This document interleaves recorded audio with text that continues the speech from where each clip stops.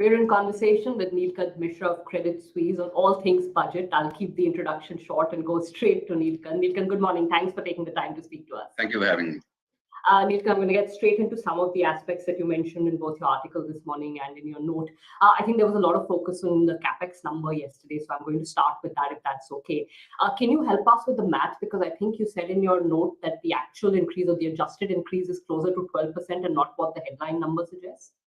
No, absolutely. So, see, this is the new narrative for the budget, right? Basically, that can the government spend and how much can it spend productively? And so, if you see the 2 lakh increase, right? So that 6 lakh in 22 RE includes that 52,000 crores of Air India CAPEX or the capital injection. So we are back to 5.5 lakh crores. Now, 5.5 going to 7.5 is 2 lakh crores extra. Where is that coming from? And so 1 lakh crore of that is that interest-free loan that the government is keeping aside for states. So in case the states have some productive CAPEX they can imagine and they can come up with, then that money will be spent. So we don't know where it's going to be spent. I'm apprehensive that it will not be spent, but anyway, so that's 1 lakh crores. There is another 20,000 crores, which is Pradhan Mantri Awas Yojana, where it was off budget spending, which has now become on budget. There is some amount of off budget or NHAI, which is now on budget. So the actual increases are 15,000 crores in Jal Jeevan Mission. There is about 25-30,000 crores in the railways, about 10,000 crores in roads, and some 15,000 crores in defense. Now, defense number is looks optically lower, but there was a big aircraft purchase this year, which I think the number is lower. So the non-aircraft purchase CAPEX is going up and all of that. But if you add all of that up, we are talking about a 65,000 crores of increase, which is good and shows excellent intent, especially given that some very important state elections are up ahead, that the government is deciding to spend on things which matter in the long run and not necessarily in the short run. But in terms of aggregate demand boost, I don't think there is that much. Okay, so there could be a couple of ways of looking at this, right? One, if one looks at CAPEX as a share of the budget, and if one keeps all of these items in there, or CAPEX as a percentage of GDP, and you take a broader measure of CAPEX where you do public sector CAPEX, IEBR plus central CAPEX, that is still going up in aggregate. So it's not faulty to say that there is greater prioritization of CAPEX. Am I right on that? Oh, totally. So see, there is, and also before I speak too positively, so there is intent and there is execution. So the one good example of that is my desire to run a 100-meter sprint in 10 seconds is very aggressive, even less than 12, right? I struggle to do 15. So it's the same with the government, right? So they would want to spend more. So if you see the fourth quarter expenditure in CAPEX this year, that is assumed, it's ridiculous. I mean, they've not spent so far. See, the good thing is that if you don't put it in the budget, that department is not going to spend it anyway, right? So, so you have to put it there. So you can imagine there is a government trying to push hard that, look, you've got to spend, Now there is money. And the departments are struggling. In railways, for example, I mean, we should be doing 8-10 lakh crores of CAPEX. We are struggling to do 2.5 lakh crores. Now, we've come a long way. We've come from 50,000 crores. But I mean, the Chinese have been doing 10 lakh crores for 13 years. So, I think the mandate is to grow. Now, can they spend it? So, given that they had so much money and they wanted to spend so much, they just kept 1 lakh crores aside. Because we will find out a way to spend it. You can imagine how much surplus funds have been given to departments, because if you can do CAPEX, here's the money. And only the roads ministry is managing to do it. And there's a huge lesson there. So look at in the last 20 years, where 20 years back, we couldn't do 50 kilometers or there weren't any companies which could do 50, 100 kilometers of national highways, 4-lane highways. Now we are doing 40, 50 kilometers a day. So we need that level of scale up to happen in many other ministries, unfortunately. So yeah, so that's the caveat I will put. There is allocation. I am not convinced that we will be able to spend all of it. So, okay, talk a little bit more about the spending problem. Are there roads, you said, is one place where you are being able to spend. Are there other segments where you're being able to spend, where you can front load spending? Because if the intent is that, okay, let's front load CAPEX, kick off a cycle where, there is execution, there is jobs, there's income, and then there's, sort of crowding in of private investments. are we allocating it in the places where at least we're being able to spend? Because someone said that the roads increase is there in this budget as well. So you are yes. So it's not a step jump, right? So it's not that you're going from 8,000 kilometers to 15,000 kilometers. Though I think the headline number was we'll finish 25,000 kilometers, but the actual increase in spending is I think about 10% or so. So this is where the challenge is, right? So beyond roads, where? Yeah. So for the center, see what are the things the center can spend on. So center can spend on roads, railways, airports, and major ports, right? So those are the 4 big areas where and of course then it can do a lot of CSS, centrally supported schemes, centrally sponsored schemes, which is where the center then spends on rural housing, water, sanitation, and all the things which are state subjects. So in roads, they are not maxing out, I would say. Of course, they can do 50,000 kilometers also, but beyond a certain level, it's I think important not to scale up too much, right? Because then what do you do with all that infrastructure now? In railways, they should be doing more. I think they want to do more, but I think they can't do more. In airports, airports, of course, are very important. They can be transformative. I can vouch for the fact that the Darbhanga airport in North Bihar is transforming North Bihar, but they are more like buildings, right? How many? I mean, you just need to build a building. And the airstrip is already there. How much capex can you do? So the center can't do more capex, right? And you can spend a bit more on affordable housing, on rural housing, and all of that. But the ability to push through meaningful sums is again limited. Finally, we get down to the states, because health infrastructure, education, urban infrastructure, sanitation, metro rail, all of those things, the states have to spend. And that is where there is the biggest constraint. So strategically, the decision to say that, look, I will let the state spend more is right. In terms of execution, this doesn't excite me because the states are massively slipping up. So the gap between revised estimate fiscal deficit and actual fiscal deficit for states used to be about 0.5 to 1%. Maybe 0.5, 0.6%. In the last 2 years, it is 1.5%. So the states are saying the FY21 RE was 4.7%. Yeah. I think if you look at how much cash they were left with and the lower borrowing, they did less than 3% last year. This year, they're at 3.6% budgeted. If you wait for the state government budgets, I'm very sure this 3.6 will go to 4.2. But when you actually see what the deficits they incur, will actually again be 3%, maybe even 2.5%, pre-COVID levels. So states are really struggling, and this is where I think the narrative around budgets has actually shifted, and I think we need to educate the bond markets a bit about what it means for bond yields, and don't just keep pushing them up. I'll get to that in a minute. 691 on the 10-year this morning. But before that, Neelkanth, just sort of step back and explain to us how we got to this problem, from a problem of the government not having enough money to the government having too much money and not enough room to spend. I mean, it's a huge step change, right? Totally. So the first thing is that the tax to GDP has gone up. Now, it doesn't show up like that in the budget numbers. 10.8, 10.9% for FY22 RE, but that's because they've been excessively conservative, right? So if you see the numbers till December, and January GST collection on December activity was even stronger. So the 9-month growth is 44% in gross taxes at the center.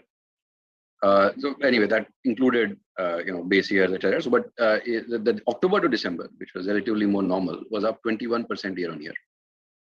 They've assumed a 15% decline in the March quarter, year on year. Right? That's ridiculous. I mean, corporate taxes, most people would have felt conservative in December because Omicron was just coming. It was, who knows, we will pay it in March if needed, right? And well, now they're going to pay a lot because the economy has kept bouncing back. Yeah. And so the taxes that they're assuming are a lot lower. So if you adjust for it, there is 1% increase in tax to GDP.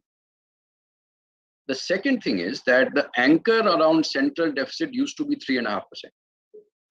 Now it is 6.5%. So there is a 3% extra space now whether the bond market is ready to absorb it or not is a different question. But the fact is that we're anchored to that. The government has anchored to that, and they've bought themselves space by saying FY26 will do 4.5, right? So So that's going to keep happening. The states, which were at 2.6, 2.7%, are now allowed to do 4%. So there is 1% plus 3% plus 1%. Right? So there is 5% of extra space. Then your interest costs have gone up by about 0.6, 0.7% because your debt to GDP has gone up. So there is some extra expenditure that is going just on interest. On top of that, your salary, pension, some of the other mandatory spend has to keep going up. So your nominal GDP is about 1 year behind, right? As per consensus, about 10% lower. Now, so what that means is that there is about another % or so, which has expenditure to GDP has gone up visibly because the nominal GDP is lower. Now, if you adjust for that, there is suddenly almost 2.5%. So if you say take 1.5% here and take 1% of higher interest, there is 2.5% of extra space that you are left with spending. Now, in the pandemic years, this was taken up by food subsidy, this was taken up by vaccines, this was taken up by emergency medical spending, this and that. But now what, right? So a lot of that expenditure is rolling off. So now either the government just gives up and says that, look, we wanted because we were unsure of what $90 oil will do to the economy, and therefore we are assuming lower growth, or that global growth will slow and there could be a problem, or that we don't understand why tax to GDP has gone up, so we have to assume that tax to GDP will fall next year. How much of it was one-off, so or informal sector gaining back share against the formal sector as the economy opens up, all those kind of variables. But either way, if the state and central governments are sitting on 5.5 lakh crores of cash, right, and that number, given the pace of expenditure and the pace at which taxes are gushing in, it could very well be higher in the next 6 months. At some point, the government has to, the government, state and center, have to decide, and it will be the center because the center controls the state's borrowing, that they say, okay, enough is enough. We can't spend so much. So we are going to now bring down our borrowing targets, because you look at the funding of this year's deficit, right? 1.74 lakh crores is use of cash. So this was cash that they were left with last year, right? So if you remember that fiscal surprise, that my God, 6.5 has gone to 9, boss, that was FCI borrowing, which is now being done by the government. Yeah. And there was 0.9% of GDP, which was just the government didn't know what to do with it. But they thought, let's keep the cash. God knows what will happen in the future. Now, at some point, this charade has to stop. Yeah. No, absolutely. So two counterfactuals there. One, if there is money that the government has access to, could you have kept some of the spending on revenue items, like say food subsidies higher? Could you have allocated more to Manrega? Why would you not make that choice? Yeah. So see, Manrega. I mean, not that. I mean, I know you use Manrega as an example, but Manrega is a demand-driven scheme. So if people demand work, and what you can do is you can raise the rates. Right, 180 was taken to 200. Exactly. Yeah, you could have raised the rates, but then there are other issues with that. So if you, meaning the return of workers to construction sites, etc. So those are things that start getting affected. But either way, Narega is a demand-driven scheme. So as the demand comes in, maybe they will put more in the supplementary grants, like they did last year. Right? So that should happen. Why is there no sort of compensation for, or other, so as the grain subsidy ends in March, could it not have been extended by 6 months? And I think that's a fair question. That till the time that you get full evidence that people have come back. I think it is, but I think the government's assumption there could have been, and I have no idea why that was decided, but that the economy is now finally opening up, right? So yeah, the schools have started, right? Now the point is, but jokes aside, I think that means that there are, the low ticket fee school teachers, the auto walas driving them to work. There's a there's a whole ecosystem around it, right? So then suddenly there's a need for domestic help. There is, as offices start, office boys, receptionists, so lots of jobs start getting normalized. Like, the pan shop wala below our office has had very little business for the last 1.5 years. And I think that normalization is something that the government may also be relying on, that as as the Omicron wave fades and the economy then opens up for good, then perhaps the need for that will not be there. And the good thing is that they have the fiscal space. So if in June they decide it so turns out that the economy is not bouncing back, then they have room to spend on the fiscal side. What is actually quite remarkable is that with the state elections on the horizon, that the government chose to stay disciplined with expenditure. The other remarkable point which you've alluded to twice or thrice now is that if you have this space, why would you not peg the fiscal deficit lower? Why would you not reduce borrowings? Is this a narrative thing? I mean, they're shocking our friends in the bond market day after day. Yeah, so I think it's partly to do with the advice that was given to the government. But though, of course, I think it is also you have to put yourself in the shoes of the 5-6 senior people in the finance ministry and the PMO who are doing the budget math, right? So the binding constraints, as we say that if you have to, so and this is all pure guesswork, right? So I'm sitting outside and imagining what may have happened. So you are at about say 6.8, 6.9. That's like ballpark, right? Now you have to go to 4.5 in 5 years, and so you can do 0.5% every year. So that is the first assumption, that the binding constraint. Now, can you do 1% in the 1 year? But what if GDP growth slows? We don't know. What if tax collection weakens? What if oil prices go to $120, and in which case your excise collections have to be slashed by 2 lakh crores? So kisko pata wala, so if we are there, and we might as well, and let's not assume that the difficulty in expenditure will persist next year. So the thing is, there is incentive for state governments, bureaucrats as well as politicians, to spend, right? They do want to spend. It's just that they've not been able to spend. So, and it is because of the lockdown, because files cannot be taken out of office, people can't do work from home, and all of those constraints. So, as the state and central governments have a relatively normal year. See, one of the challenges for FY22 was that you entered the year and you were slammed with a lockdown, right? And in the government, in particular, I mean, it happens in large organizations anyway, is that if that first 2-3 months of planning was destroyed, then spending the rest of the year doesn't happen. And so the hope would be that in FY23, this cash can be spent. Though I think there's too much cash to be relying on that hope, but that's my personal opinion. And I think that it is quite, and I would say it is quite likely that 6 months later. So one thing quite likely is that, as I said earlier, as the state governments present their budgets, that 3.6 will go to 4.2 or something, right? That revised estimate for FY22 is higher. And because the center has said you can have space, so then next year's number will also be 3.5, 3.6, right? But maybe by August, September, when they're deciding on second half borrowing targets, I think the likelihood of the government bringing it down substantially is very high. Okay. Two last questions, Neelkanth. From a sort of monetary policy, fiscal policy perspective, will this level of fiscal deficit, given the reprioritization, be seen as inflationary? Actually, no. I see all of this is well, it is in theory aggregate demand, but in many ways this is still supply. Yeah.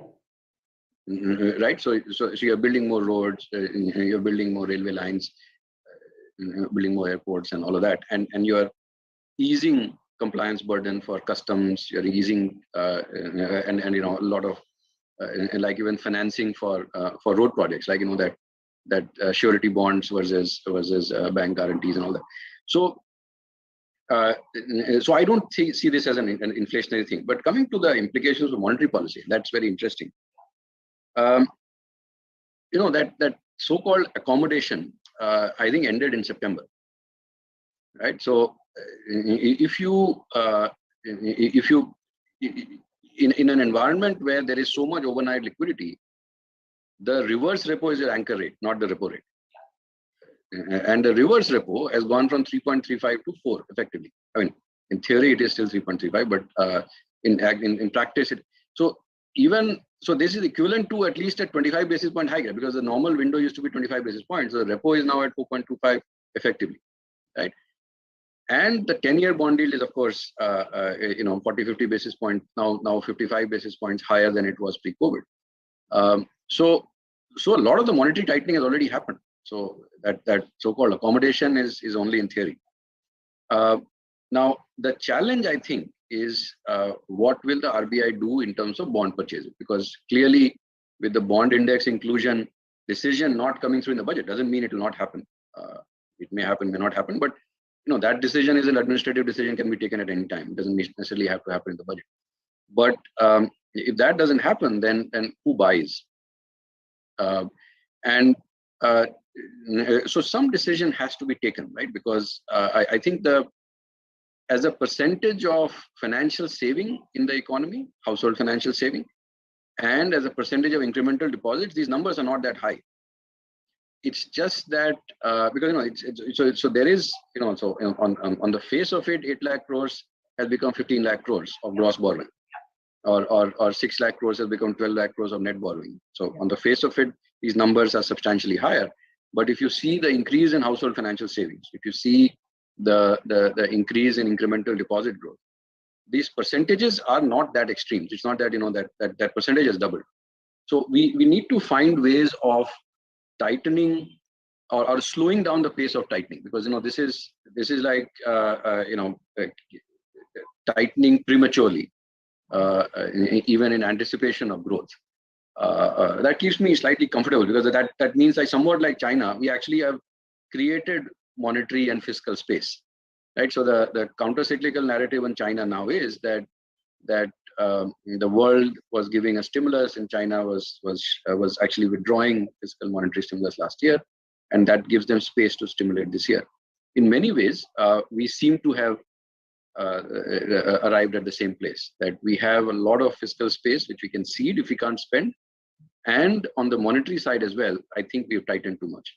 So you're saying that markets, etc., have already built in rate increases, which may happen this year, and that's an assumption. 2.9% term premium. What else do you need?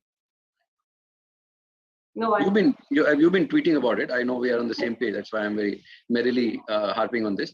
But I totally agree with you. I think this is maybe what is normal in that chart moves like this. So what is normal is jiski jitni shraddha, right? I mean, so you can decide whether 100 basis points is normal or 150 basis points, but 290 basis points is not normal. It's not normal. Yeah. So I think we have already tightened too much. Okay. Last question, Neelkanth, from an equity market perspective. So what do the equity markets take away from the budget and as they set up for a new financial year? Segments. Yeah, so equities are more long-term thinking. I wish bond markets were long-term thinking, meaning that I know I've given up that hope on that, but and not because the bond market participants are not forward thinking, but market as a whole somehow doesn't seem to be pricing in positive surprises on tax to GDP, on government intent, inability to spend. I mean, all of those things are water off a duck's back, right? But look at a higher borrowing number. Oh, yeah, yield badhao, right? So that. But I should get one of your bond market friends in here. That would make for a good discussion. Yeah, but the equity markets, not because I'm an equity strategist and therefore I'm more fond of it, but theoretically they're supposed to discount longer term growth, right? And this growth focus of the government, that we will want to focus on longer term growth, sustainable growth, is, I think, positive, and which I think that's why the markets have been responding positively to that. And the fact that there are, of course, no short-term measures, negative surprises on the tax side, I think all of those things have been helpful. But I think that if we don't address this discrepancy, that the government is, because of its own discomfort with projecting to the future, that how much money we will have which we can spend next year, it has kind of been conservative in carving out a space for itself. But when it seeds that space, if it doesn't seed that space, that it creates a problem, right? So you're paying the cost of higher bond yields, but the benefit of government spending is not coming through. And that's actually a cost to the economy. So at some point that cost has to be withdrawn, which I think will be important for sustained growth. That's a good point to end on. Neelkanth, thank you so much for taking the time to speak to us. Yeah, lovely catching up. Thank you. Thanks for watching Bloomberg.